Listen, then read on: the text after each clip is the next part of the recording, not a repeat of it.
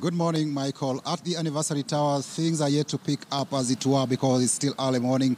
We expect offices to be open anytime now from 8. Already, I've just asked, made some inquiries whether people have been able to see the chairperson and or the CEO of IEBC walk into their offices at anniversary towers, but it appears none has been able to spot them. So what is happening is that it's just still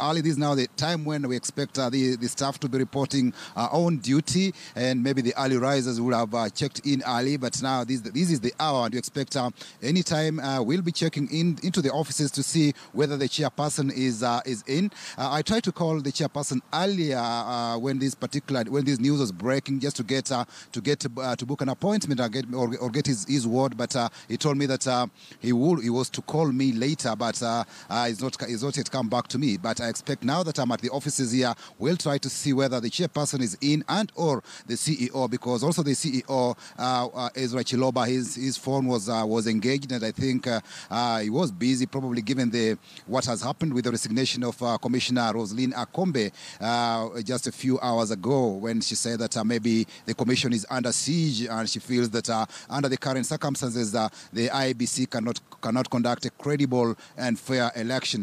Remember that Akombe has been in parts of the country just prior before she left the country to Dubai, where the Al Ghurair printing firm is doing the works.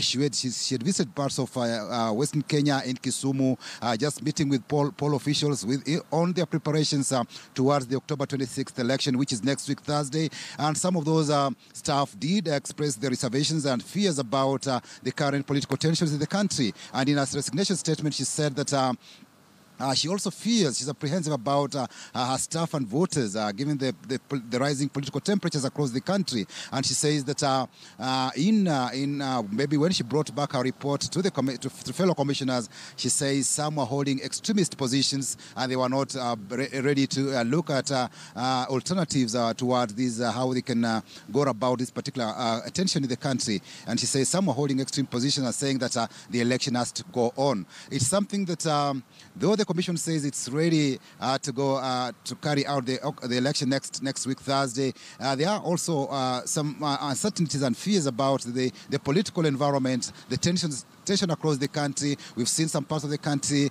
the poll officials are apprehensive. And even in Nairobi, I've gotten reports that in some parts, there were also fears of attack for those poll officials who are getting the training. She's also said that some of the training is being done hurriedly, and she fears that maybe the presiding officers and some of the returning officers might not get the nitty-gritty in this particular election, given that there's also something to do with the technology. There's the new technology that has been introduced, and they want to get up to speed with the technology, and they might maybe not be adequately trained to carry out a very credible election. So those are her fears, but we'll be getting to know maybe soon after these, maybe get into the office and get to know whether Wafula Chebukati is in and or Ezra Chiloba also, to share with us one or two aspects or issues with regard to these, the resignation of Roslyn Akombe, citing also maybe the current political situation, and also saying that the commission is under siege, and that also she thinks that she cannot be party to a process that will lead to that will be a mockery. She said the election will not be credible; it will be a mockery. So she feels that going as it is to hold the election next week, it will be a shambolic exercise, and it will not really produce the real results, and it will not be value for money, as it were, because we are investing about 12.5 billion shillings to IEBC, and the security agencies are going to gobble about 4.6 billion shillings in terms of the security arrangement. So we are looking at least almost 20 billion shillings being invested into this particular exercise, and this money, she fears, might not be put to good use if we continue doing the election as it were. Michael?